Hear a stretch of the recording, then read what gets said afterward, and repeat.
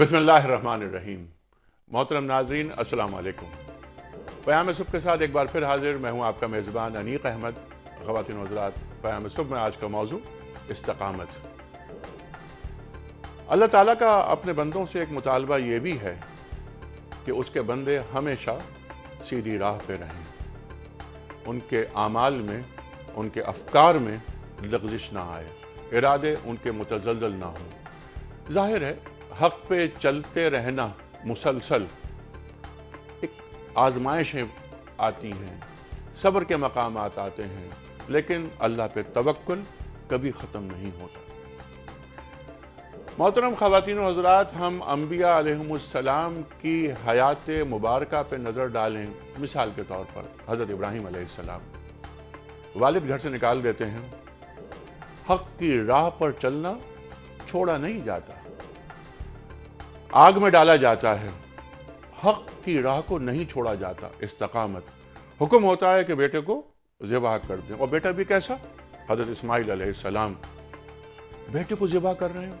استقامت، اسماعیل علیہ السلام یہ فیضان نظر تھا یا کہ مکتب کی کرامت تھی؟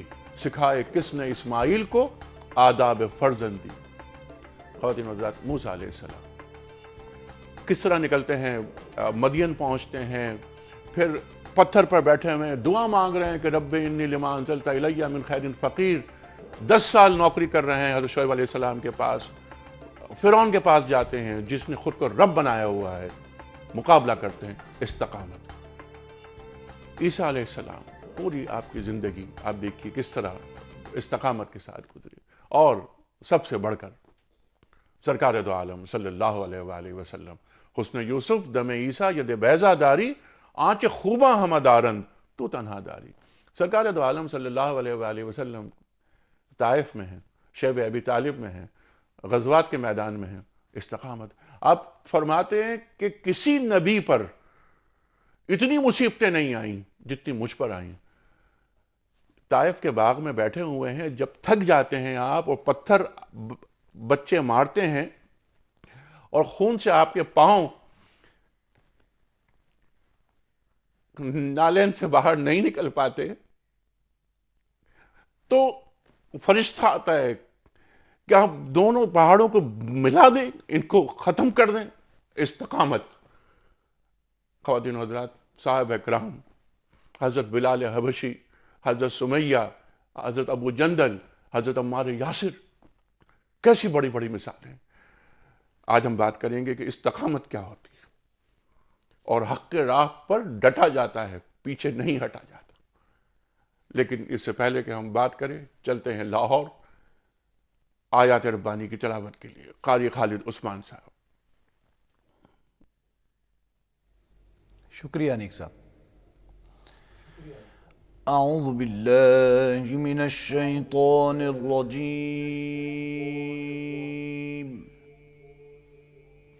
بسم اللہ الرحمن الرحیم۔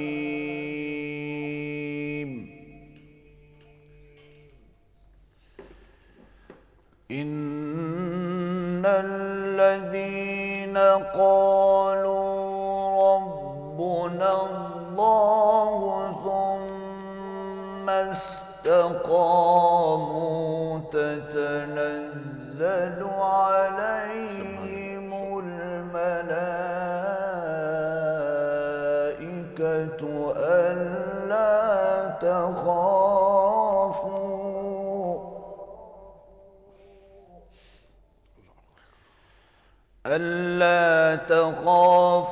ولا تحزنوا وأبشروا بالجنة التي كنتم توعدون۔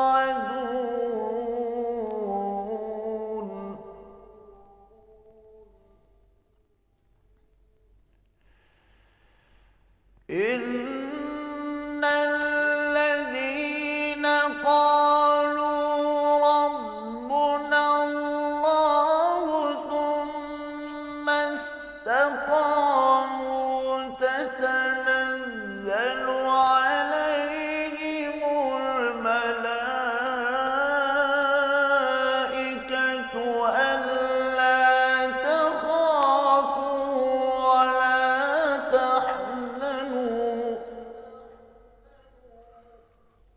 اللہ سبحان اللہ سبحان اللہ.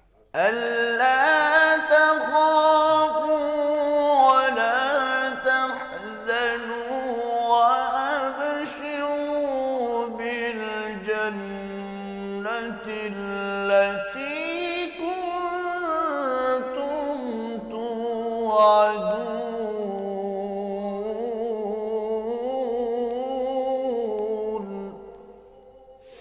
صدق الله العظيم. بہت شکریہ قاری صاحب. خواتین و حضرات، ان آیات کا ترجمہ اور حدیث رسول مقبول صلی اللہ علیہ وآلہ وسلم کے لیے ایک بار پھر ہم لاہور جا رہے ہیں جہاں منتظر ہیں ہمارے محترم محمد اسلم راؤ صاحب. آئیے پھر لاہور چلتے ہیں. بہت بہت شکریہ انیک صاحب. شروع اللہ کے نام سے جو بڑا مہربان نہایت رحم والا ہے. جن لوگوں نے کہا کہ ہمارا پروردگار خدا ہے، پھر وہ اس پر قائم رہے، ان پر فرشتے اتریں گے اور کہیں گے کہ نہ خوف کرو اور نہ غمناک ہو، اور بہشت کی جس کا تم سے وعدہ کیا جاتا ہے خوشی مناؤ.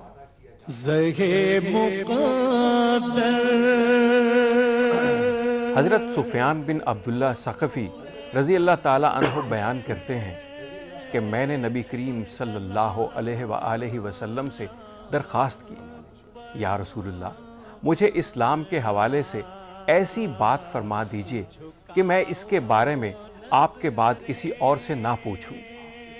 آپ نے فرمایا، کہو میں اللہ پر ایمان لایا اور پھر اس پر جم جاؤ. بہت شکریہ اسلم راؤ صاحب. کہو کہ میں اللہ پر ایمان لایا اور اس پر جم جاؤ. یہ فرما رہے ہیں وجہ وجود کائنات محمد مصطفیٰ احمد مجتبیٰ صلی اللہ علیہ وآلہ وسلم. خواتین اللہ تشریف فرمائے محترم مفتی محمد زبیر صاحب. ممتاز عالم دین، کون آپ سے واقف نہیں، ہمارے ملک کا بہت اہم اور بہت وہ نام کہ جن سے جب بھی بات ہوتی ہے ہم ہمیشہ سیکھتے ہیں. کئی کتابوں کے مصنف، صاحب نگاہ، اور ان کے ساتھ تشریف فرما ہے. ایک اور بہت معروف اور محبوب نام محترم مولانا شجاع الدین شیخ صاحب. خواتین حضرات، دونوں مہمانوں کو خوش آمدید کہتا ہوا میں کوئز کی طرف جا رہا ہوں. پہلے وہ سوال، اس سوال کا جواب جو کل رکھا تھا ہم نے آپ کی خدمت میں، اور آج کا سوال. کل ہم نے سوال یہ رکھا تھا کہ حضرت لوط علیہ السلام کا حضرت ابراہیم علیہ السلام سے کیا رشتہ تھا. صحیح آپشن ہے چچا. آج کا سوال نوٹ فرما لیجئے. حضرت علی کرم اللہ وجہ مکے میں لوگوں کی امانتیں لوٹا کر کتنے روز بعد مدینہ تشریف لائے؟ ہجرت کا واقعہ. حضرت علی کرم اللہ وجہ مکے میں لوگوں کی امانتیں لوٹا کر کتنے روز بعد مدینہ تشریف لائے؟ 3 آپشنز. پہلا آپشن 3 دن، دوسرا آپشن 6 دن، اور تیسرا آپشن 9 دن. خواتین و حضرات، ٹیلی فون نمبرز، ای میل ایڈریس اور ایس ایم ایس کا نمبر اسکرین پر آ رہا ہے، نوٹ فرمائیں اور درست آپشن روانہ فرمائیے. مفتی صاحب، پروگرام کا آغاز آپ سے کرتے ہیں. دین استقامت کے تعلق سے کیا معنی اور مفاہیم فراہم کر رہا ہے؟ بسم اللہ الرحمن الرحیم، نحمدہ ونصلی علی رسول الکریم، اما بعد. لفظ استقامت کے بارے میں حضرات مفسرین کرام، حضرات محدثین کرام کی جب تصریحات کی طرف ہم جاتے ہیں تو بہت سارے معنی ہمارے سامنے آتے ہیں، لیکن معال کار نتیجہ تقریباً سب کا ایک ہی معلوم ہوتا ہے. حضرت قاضی فضیل بن عیاض رحمۃ اللہ تعالی علیہ کے بارے میں لکھا ہے کہ تزہد فی الفانیہ والرغبہ فی الباقیہ، یہ استقامت کا نام ہے.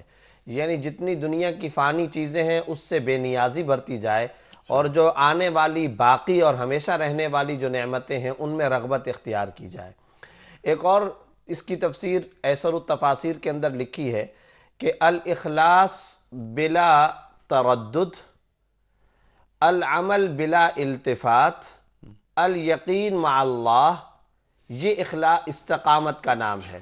اللہ کے وعدوں اور وعیدوں پر یقین، بغیر کسی تردد کے اخلاص، دائیں بائیں دیکھے بغیر. العمل بلا التفات، اللہ کے لیے خالص کر کے عمل. تو اگر ہم سادے لفظوں کے اندر اس کو بیان کرنا چاہیں اور قرآن کی روح سے ہم اس کو دیکھنا چاہیں تو ہم سورہ فاتحہ ہر وقت پڑھتے ہیں. اس سورہ فاتحہ کے اندر 5ویں یا 6ٹھی آیت کے اندر اللہ تعالیٰ ارشاد فرماتے ہیں اہدنا الصراط المستقیم. سبحان یہاں پر لفظ مستقیم آیا ہوا ہے کہ بندہ اللہ پاک سے یہ درخواست کرتا ہے کہ ہمیں سیدھی راہ دکھا. یہاں پر صراط مستقیم اللہ تعالیٰ نے ارشاد فرما دیا.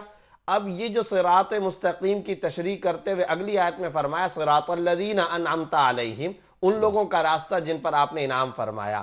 5ویں سپارے کے اندر جا کر کے ہم دیکھتے ہیں کہ ان لوگوں کا راستہ جن پر آپ نے انعام فرمایا وہ کون لوگ ہیں اور کیا راستہ. فرمایا انعم اللہ علیہم من النبیین والصدیقین والشہداء والصالحین. جن پر اللہ نے انعام فرمایا وہ انبیاء ہیں، صدیقین ہیں، شہداء ہیں، صالحین ہیں. تو ان لوگوں کا جو راستہ ہے وہ استقامت کا راستہ ہے. آپ انیق صاحب جب ہم استقامت کی بات کریں گے تو اس کا مفہوم خود قرآن کریم کی آیات سے جو ہمیں واضح طور پر نمایاں سامنے آتا ہے. ایک تو راستہ سیدھا ہو، اہدنا الصراط المستقیم، ایک تو راستہ سیدھا ہو. دوسرے نمبر پر اس میں عمل ہو اور وہ عمل ہمیشہ ہمیشہ کے لیے ہو. قل اننی ہدانی ربی الی صراط مستقیم دینا قیما ملت ابراہیم حنیفا وما کان من المشرکین. اب دیکھیے قل اننی ہدانی ربی الی صراط مستقیم، صراط مستقیم کی بات آئی نا. پھر آگے چل کر کے اخلاص والی بات اور عمل والی جو بات آئی تھی وہ کیسے ثابت ہو رہی ہے؟ قل ان صلاتی ونسکی ومحیای ومماتی للہ رب العالمین. میری نماز، میری قربانی، میری زندگی، میری موت اللہ رب العالمین کے لیے.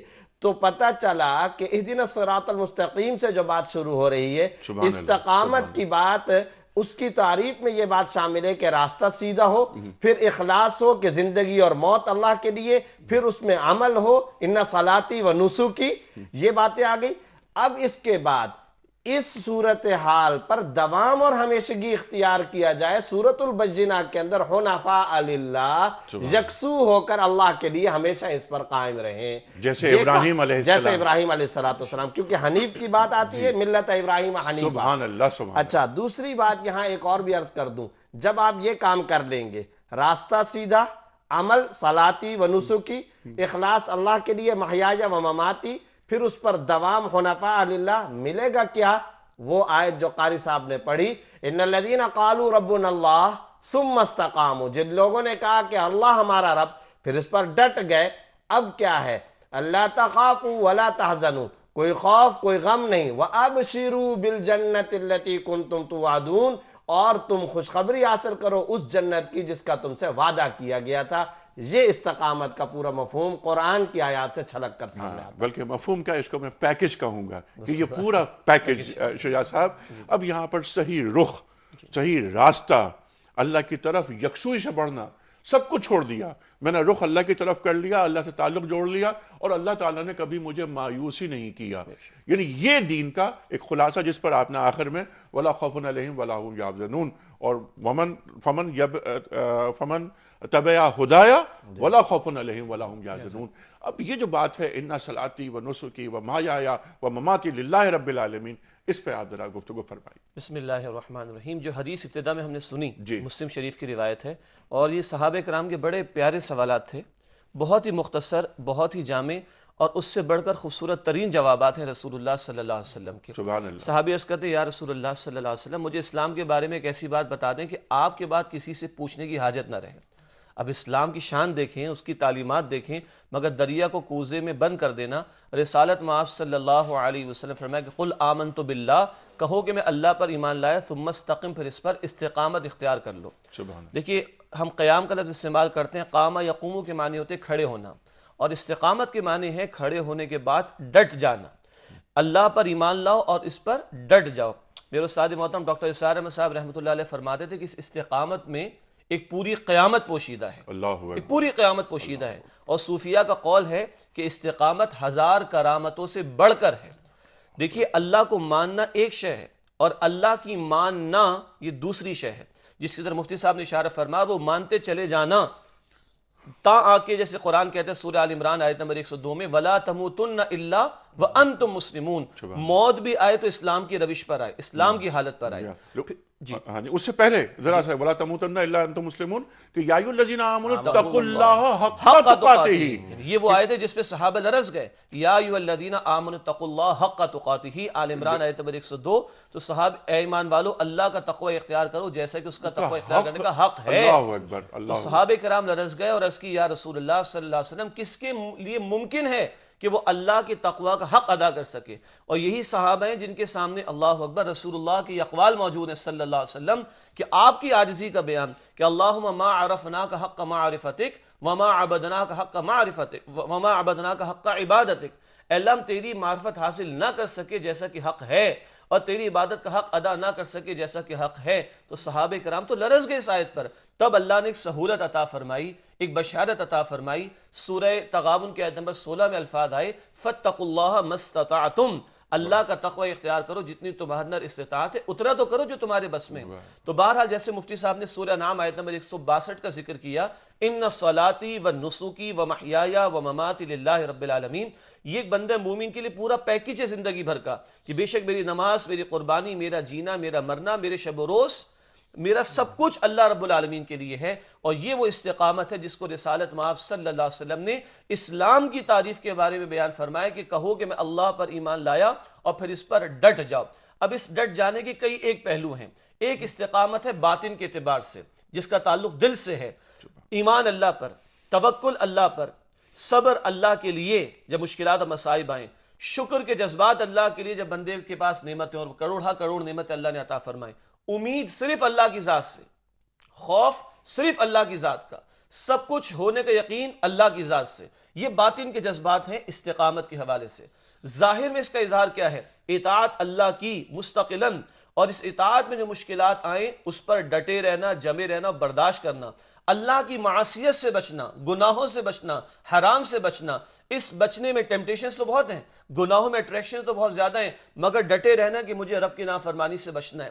پھر اللہ کی توحید کا یہ بھی تقاضا ہے کہ اس کے دین کی دعوت کو دوسروں تک پہنچایا جائے۔ جیسے انٹرو میں آپ نے انبیاء علیہ السلام کے حوالے سے اشارہ فرمایا، صحابہ کرام کا تذکرہ فرمایا، یہ ساری زندگیاں استقامت کا پہاڑ ہیں کہ رب کی دعوت کے پیش کرنے کے دوران جو مشکلات آئیں اس کو جھیلو، برداشت کرو، ڈٹے رہو، اور رب کے نظام کو رب کی دھرتی پر نافذ کرنے کے لیے میدان عمل میں آؤ، چاہے وہاں کائنات کی عظیم ترین ہستی محمد کریم صلی اللہ علیہ وسلم کا ہی خون کیوں نہ بہ جائے، مگر رب کو مقصود ہے طائف کی گلیوں میں بھی اور احد کے میدان میں بھی۔ اور یہاں عرض کروں گا اس کائنات کی عظیم ترین ہستی کا خون بہا ہے، اللہ نے بہنے دیا ہے تاکہ بعد میں کوئی امتی یہ نہ کہہ سکے کہ بڑی مشکلات ہیں۔ استقامت کی عظیم ترین مثالیں رسالت مآب صلی اللہ علیہ وسلم کی حیات طیبہ میں ہیں۔ حاصل یہ ہے کہ رب کی دھرتی پر اس کے نظام کی خاطر جد و جہد میں لگو اور جو کچھ آئے اس کو جھیلو، برداشت کرو۔ میری زندگی کا مقصد تیرے دین کی سرفرازی، میں اسی لیے مسلمان، میں اسی لیے نمازی۔ اس لغزش نہ آئے، ارادے متزلزل نہ ہوں، ثم استقم کی بات، پھر اہدنا الصراط المستقیم کی بات ہو رہی ہے۔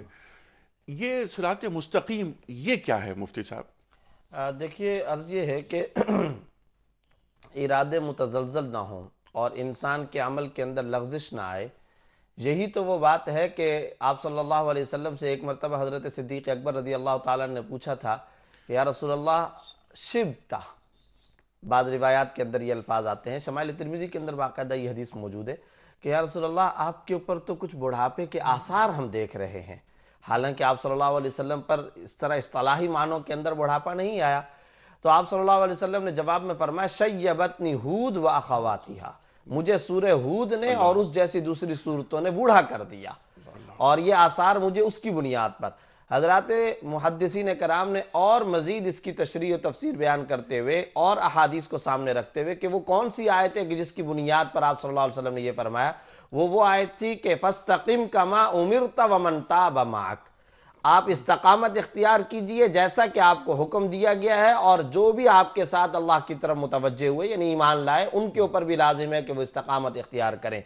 اصل ایمان کا امتحان بھائی انیق صاحب اسی طرح سے ہوتا ہے، ایک وقت کے اندر آ کر کے عبادت کر کے چلے جانا، یا سیزنل طور پر آ کر کے کام کر کے چلے جانا، یہ اللہ کو مطلوب و مقصود نہیں ہے.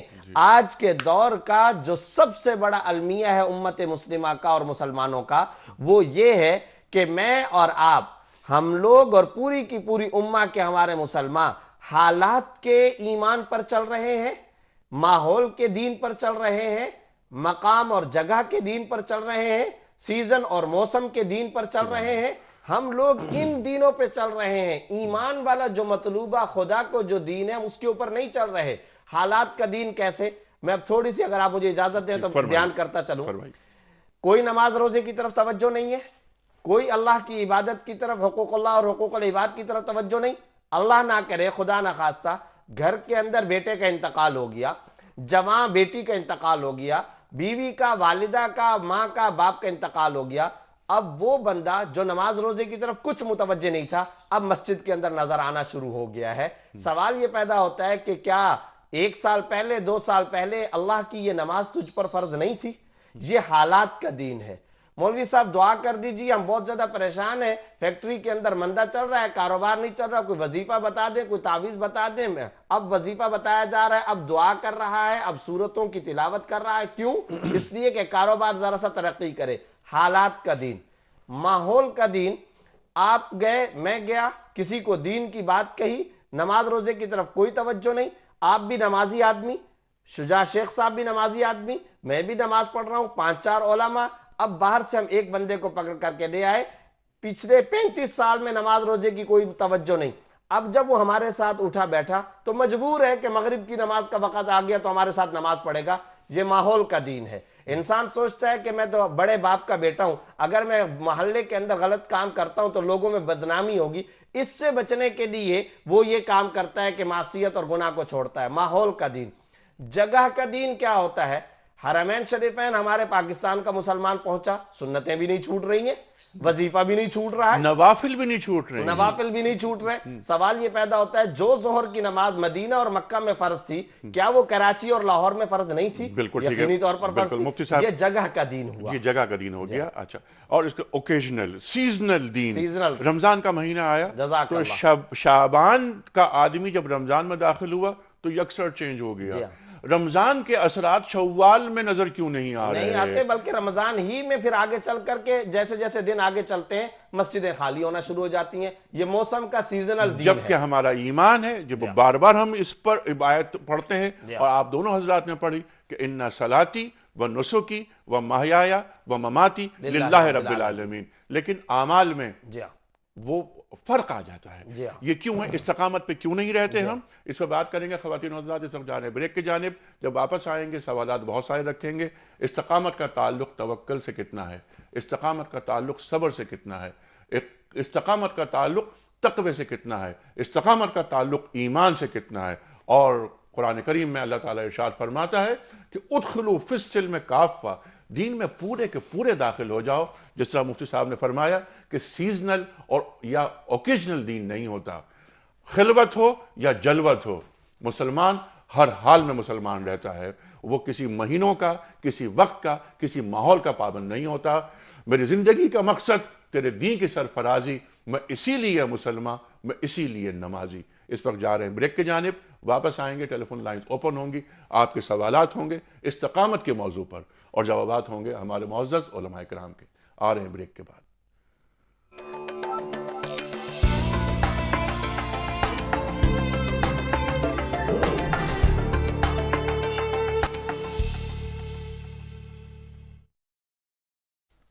ویلکم بیک خواتین و حضرات. پیام صبح میں ایک بار پھر خوش آمدید. تشریف فرمائے محترم مفتی محمد زبیر صاحب اور محترم مولانا شجاع الدین شیخ صاحب.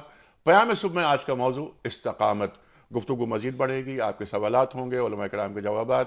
اور اس وقت میں آپ کی خدمت میں کوئز، کل کا جو سوال پوچھا تھا اس کا درست جواب، اور آج کا نیا سوال میں رکھ رہا ہوں، ریپیٹ کر رہا ہوں ایک بار پھر آپ کے سامنے. کل کا سوال یہ تھا ہمارا کہ حضرت لوط علیہ السلام کا حضرت ابراہیم علیہ السلام سے کیا رشتہ تھا؟ صحیح جواب چچا. آج کا سوال آپ نوٹ فرما لیجئے. حضرت علی کرم اللہ وجہہ مکے میں لوگوں کی امانتیں لوٹا کر کتنے روز بعد مدینہ منورہ تشریف لائے؟ 3 آپشنز، 3 دن، 6 دن اور 9 دن. خواتین حضرات ٹیلیفون نمبرز، ای میل ایڈریس اور ایس ایم ایس کا نمبر وہ اسکرین پر آپ کے بار بار آ رہا ہے، نوٹ فرما لیجئے اور اپنا درست آپشن روانہ فرمائیے۔ مفتی صاحب، وہی سوال جو استقامت کے حوالے سے تفصیلی گفتگو آپ نے بنیاد فراہم کر دی۔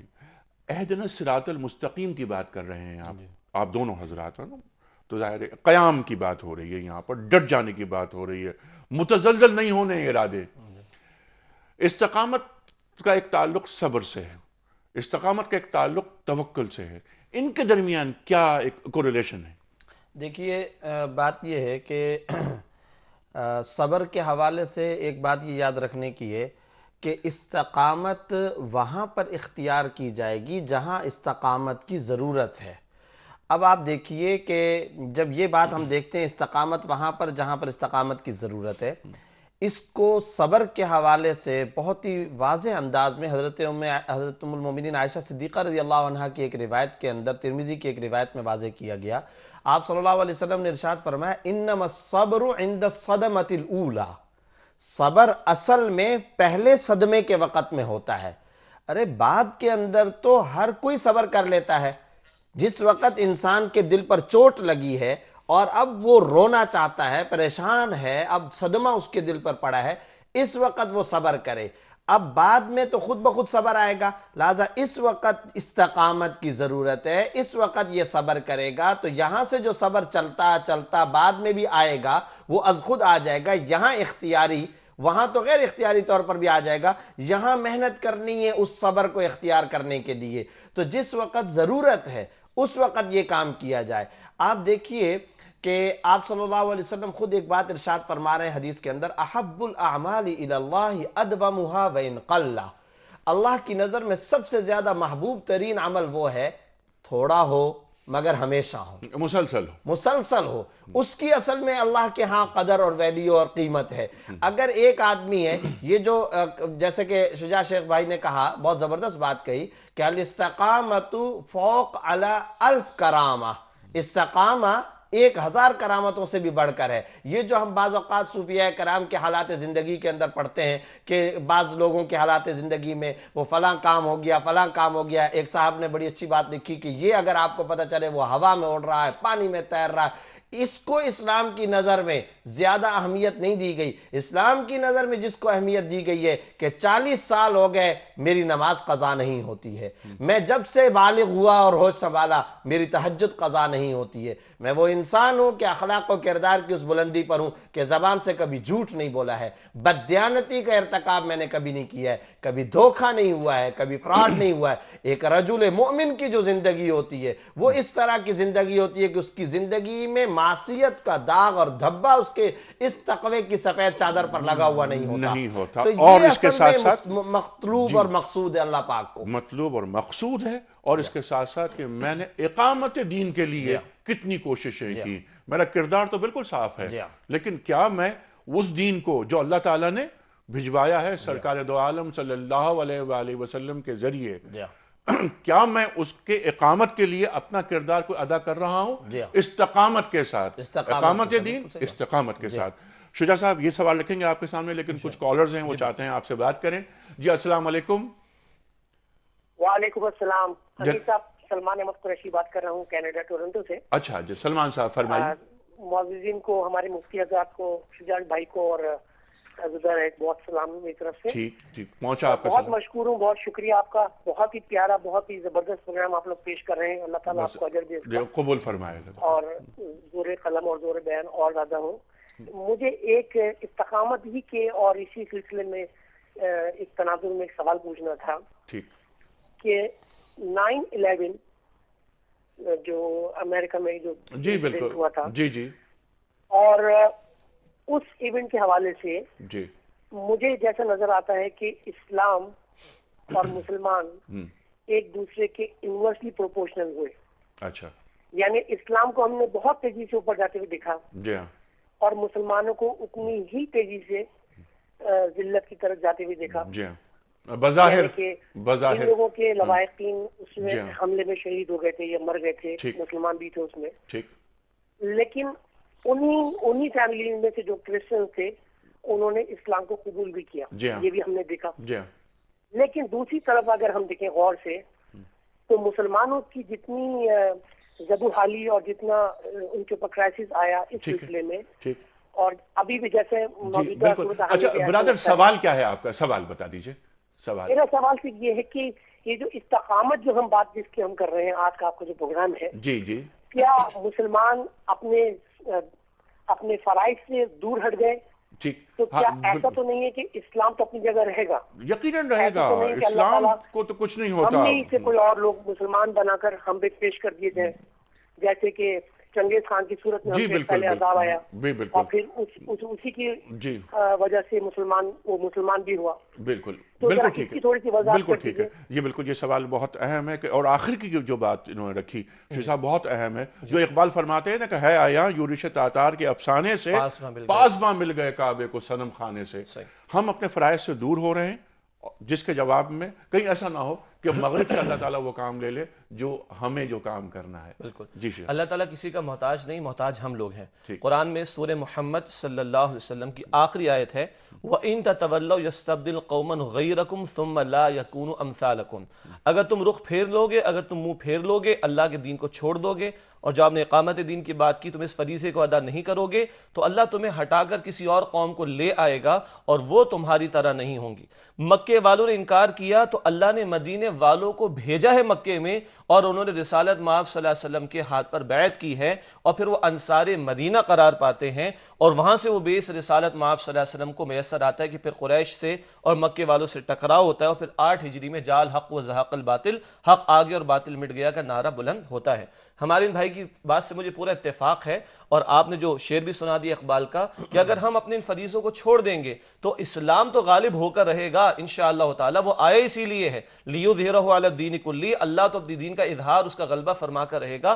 بات یہ کہ ہم اس سعادت میں حصہ لینا چاہتے ہیں کہ لینا نہیں چاہتے، استقامت کے ساتھ. استقامت کے ساتھ. اور اگر ہم نہیں لیتے تو اللہ تعالیٰ تو بے نیاز ہے، وہ کسی اور کو توفیق عطا فرما دے گا، مگر ہم سوچیں کہ ہم کل اللہ رب العالمین کو کیا جواب دیں. بالکل ٹھیک ہے.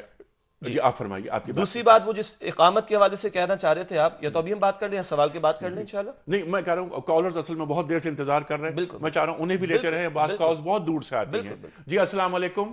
وعلیکم السلام. جناب والا سر یہ کہہ رہا تھا کہ قرآن ہمارے اس میں کتنا مددگار ثابت ہو سکتا ہے نا استقامت میں.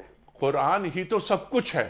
قرآن ہی تو سب کچھ ہے. اور قرآن تو میں یہ کہہ رہا تھا کہ جیسے آپ نے کہا کہ رمضان میں تراویح پڑھتے ہیں ہم، جی ٹھیک ہے نا، پورا مہینہ روزہ تراویح، لیکن وہی شوال کا چاند نظر آتا ہے اور ہم برائیوں میں پڑ جاتے ہیں. جی ہاں. لیکن حالانکہ پنکچولیٹی سے تراویح پڑھ رہے ہوتے ہیں. بالکل ٹھیک ہے. قرآن کو کیا ہم خود پر نافذ کر رہے ہیں اس 6 فٹ کے جسم پر؟ نہیں کر رہے. ہم نے اس کے مزے ہی نہیں لوٹے نا، قرآن کے مزے ہی نہیں لوٹے ہم نے. نہیں قرآن سمجھا ہی نہیں قرآن کو. جی قرآن کو سمجھا نہیں. بالکل قرآن کو سمجھا نہیں، قرآن کو خود پر نافذ نہیں کیا. اگلی کال لیتے ہیں. جی بہت اچھا سوال ہے آپ کا. سوال یہ رکھیں گے. اور یہی بات مفتی صاحب نے بھی ابھی کی کہ اوکیجنل اور سیزنل دین نہیں ہوتا. دین ہوتا ہے پہلی سانس سے. اور پھر اقامت کی بات، استقامت کی بات. پہلی سانس سے مراد جب بچہ پیدا ہو رہا ہے، مسلمان بچہ، تو اس کے کان میں اذان دی جا رہی ہے. ایک کان میں اذان دی جاتی ہے جس میں اقامت شامل نہیں ہوتی ہے، لیکن دوسرے کان میں قد قامت الصلاۃ، قد قامت الصلاۃ یہ پڑھا جاتا ہے. یعنی بیٹے یا بیٹی تمہیں کھڑا ہونا ہے اقامت دین کے لیے، اور قد قامت الصلاۃ کا یہ مطلب ہے. اگلی کال لیتے ہیں. جی السلام علیکم. جی وعلیکم السلام ورحمۃ اللہ وبرکاتہ. جمال عرض کر رہا ہوں. آپ کا ماشاءاللہ بہت ہی خوبصورت پروگرام ہے، اور ساری دنیا کو آپ ایک ایجوکیٹ کر رہے ہیں. میں ایک آپ کے پروگرام میں ایک نیو ڈائمینشن اپنی طور پہ جو عرض کروں گا، خوبصورتی پیدا کرنا چاہ رہا ہوں. فرمائیے. آپ جو کچھ کہتے ہیں وہ ہمارے جو معاملات ہیں انسان کے یا مسلمان کے، یہ اپنی جگہ ہر بات درست ہے، اور قرآن کے حوالے سے ہے یا رسول اکرم صلی اللہ علیہ وسلم کی سنت سے. لیکن اللہ تعالیٰ کی جو کلام، جو قرآن حکیم ہے، اس کی خوبصورتی اور اللہ تعالیٰ کی جو عظمت ہے، اس میں جو سب سے بڑا فیکٹر ہے وہ یہ ہے کہ یہ حیرت زدہ کرتا ہے.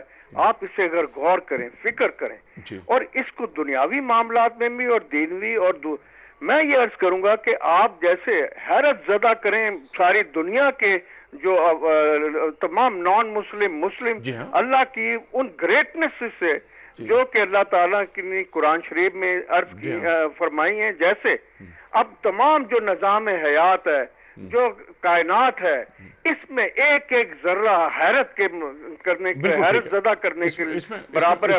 مثلا میں عرض کروں گا کہ دیکھیے پھول ہیں، کس طرح اس میں خوشبو پیدا ہوتی ہے ایک بیج میں، کس طرح ہر بیج دوسرے سے مختلف ہے، اس کا پھل مختلف ہے، اس کا ٹیسٹ مختلف ہے، اس کا رنگ مختلف ہے. ایک سبز رنگ میں ہزاروں رنگ ہیں. یہ ان چیزوں سے دنیا اسلام کو بھی حیرت زدہ کریں، اور جو مسلمان نہیں ہیں انہیں اس سے اللہ تعالیٰ کا جو دین ہے اس کو پھیلانے میں ہزاروں گنا جو ہے میرے خیال میں آپ کنٹریبیوٹ کریں گے. آپ باٹنسٹ لائیے، آپ نیچرلسٹ لائیے، آپ سائنٹسٹ بھی لائیے، 2 دن ان چیزوں کے لیے مخصوص کریں. یہ آپ کے علماء کرام اپنی طور پہ کمال کی باتیں کرتے ہیں، لیکن اس کو ایڈ کریں، یہ ڈائمینشن ایڈ کریں، حیرت زدہ کر دیں تمام دنیا کے مسلمانوں کو اور نان مسلمز کو، جو کہ اللہ تعالیٰ کی گریٹنس اور قرآن کی گریٹنس میں جس میں ہر چیز ہے، اور رسول اکرم صلی اللہ علیہ وسلم کی زندگی. بہت شکریہ.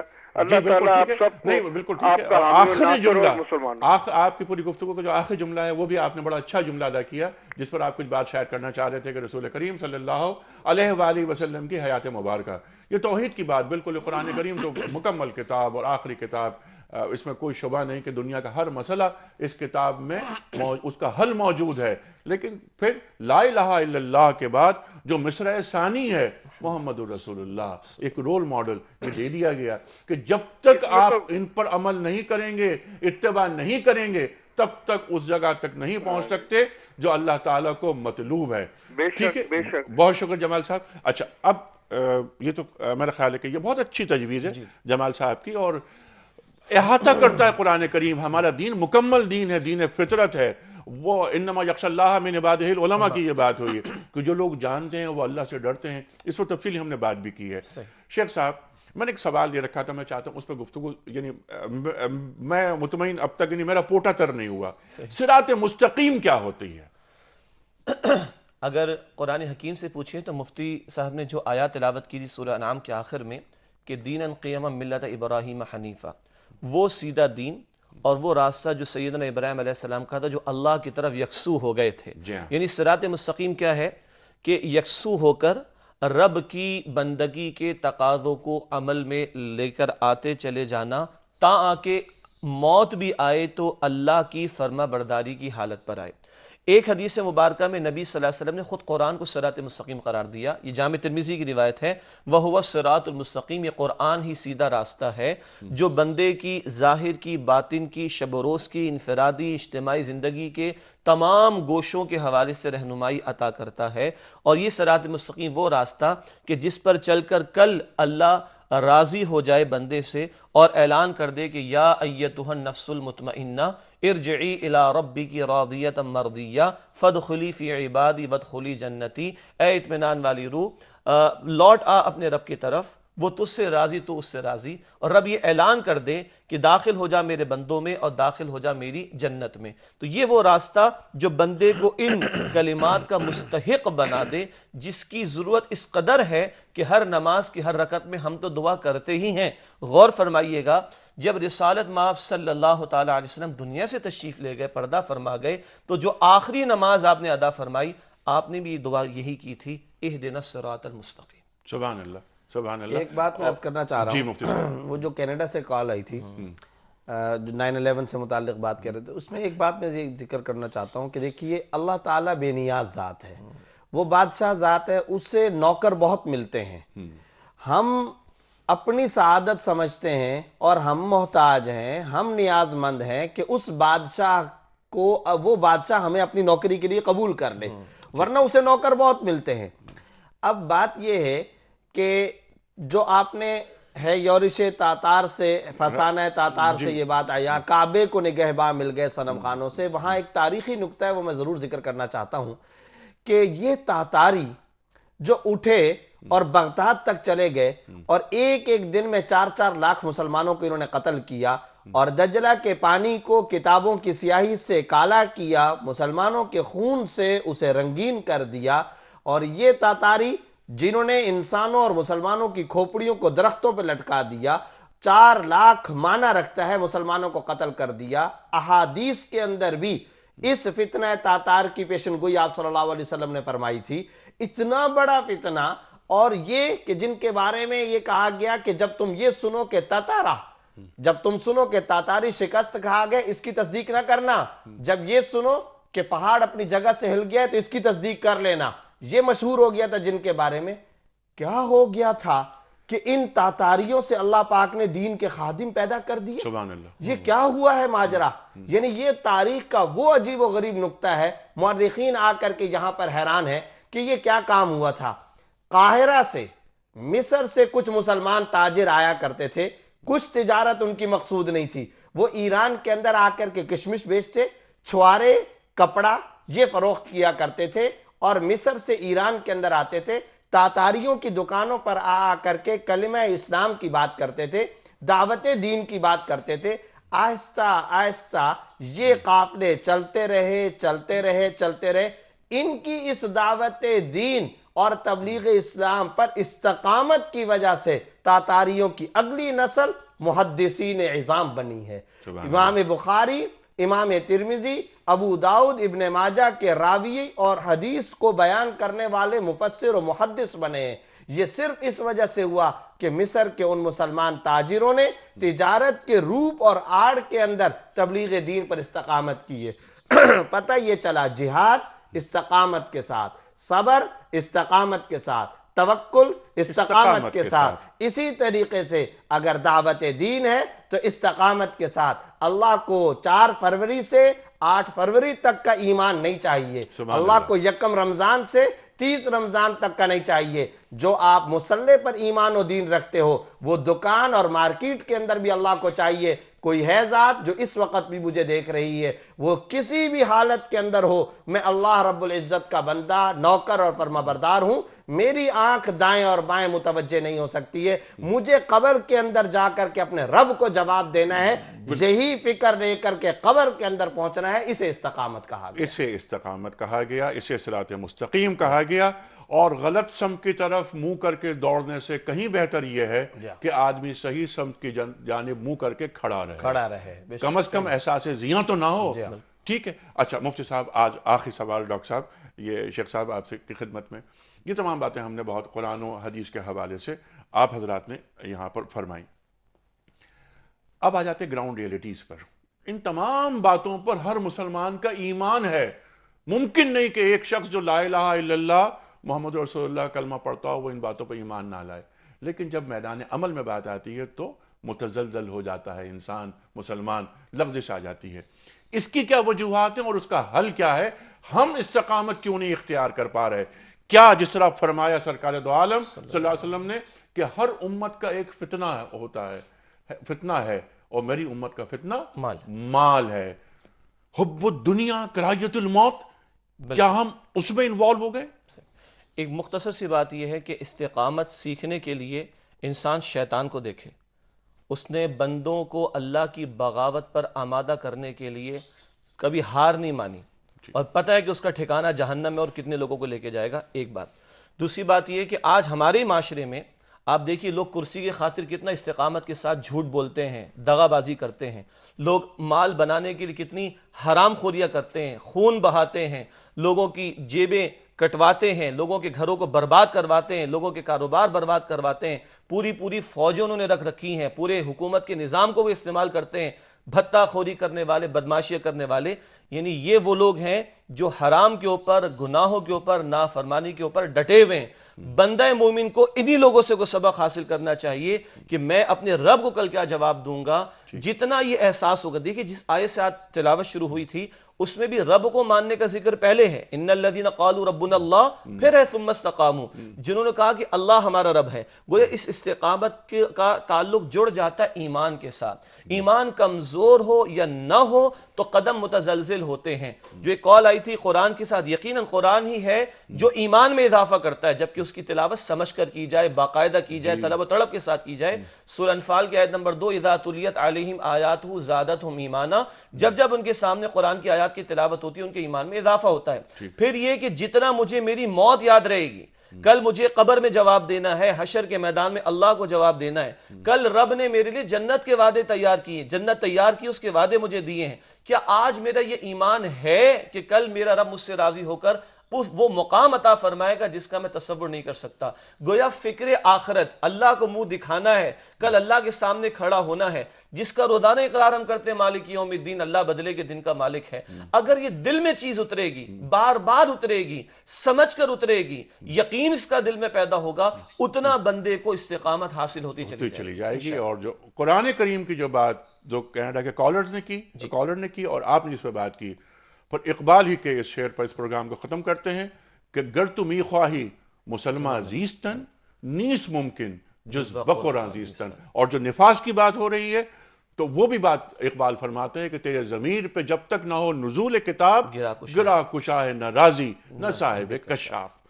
اصل چیز یہ ہے کہ قول اور عمل میں ہم آہنگی ہو، گفتار اور کردار میں ہم آہنگی ہو. شیخ صاحب ایک پرچی آپ نکالنے کی زحمت فرمائیے اور وہ مفتی صاحب کو دیجئے تاکہ ہم اس خوش نصیب شخص کے نام کا اعلان کریں جس نے صحیح جواب دیا، اور ہم اس کی خدمت میں خواتین و حضرات کتابوں کا تحفہ پیش کرتے ہیں. کون؟ عبد الماجد حسن قصور. عبد الماجد حسن قصور سے آپ کو مبارک ہو یہ تحفہ دنیا ٹی وی کی جانب سے. خواتین و حضرات، آج تو ہم نے بات کی استقامت دین کے حوالے سے کئی مسائل، سماجی مسائل. کل بھی ایک بہت اہم پروگرام ہم کرنے جا رہے ہیں جس کا موضوع ہے اسلام کا قانون وراثت. خواتین و حضرات، وصیت کے حوالے سے بات ہوگی، قانون وراثت کے حوالے سے بات ہوگی. مرد ہو یا عورت، اللہ تعالیٰ نے حصہ رکھا ہے. ہمارا دین کیونکہ دین فطرت ہے، دین مکمل ہے، کسی انسان کے ساتھ کوئی ظلم اور زیادتی نہیں چاہتا. ہم کون کون سی بڑی بڑی غلطیاں کر رہے ہیں وراثت کے معاملے میں. مثلاً بعض اوقات بیٹیوں کو وراثت نہیں دی جاتی، حصہ نہیں دیا جاتا. مثلاً بعض اوقات صرف بڑے بیٹے کو حصہ دے دیا جاتا ہے. خواتین و حضرات، اس پر تفصیلی گفتگو کریں گے. کون کریں گے؟ مفتی منیب الرحمان صاحب اور مفتی محمد نجیب صاحب. کل تک کے لیے انیق احمد کو اجازت. خدا حافظ.